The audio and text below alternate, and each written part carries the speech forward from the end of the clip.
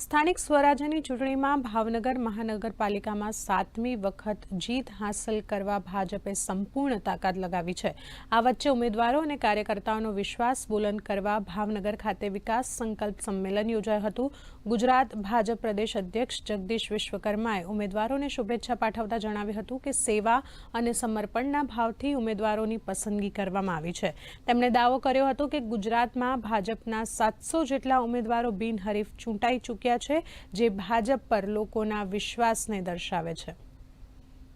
ભારતીય જનતા પાર્ટીએ એ માત્ર ગુજરાત નહીં પણ આખા દેશને એ વિકાસની રાજનીતિની ભેટ આપી હોય તો દેશનો યશસ્વી પ્રધાનમંત્રી જ્યારે ગુજરાતના મુખ્યમંત્રી ત્યારે જાતિવાદ, પ્રાંતવાદ, તૃષ્ટિકરણ આ બધામાંથી પસાર થઈ અને વિકાસની રાજનીતિની ભેટ આપી હોય તો આપણા પ્રધાનમંત્રી માન્ય મોદી સાહેબ અને આજ સિલસિલો આજ પરંપરા આજે દેશના 140 કરોડ લોકો અંદર વિકાસની રાજનીતિ ચાલતી હોય તો ભારતીય જનતા પાર્ટી નેજા જન કેન્દ્રની સરકારની તો ચલાઈ ગઈ।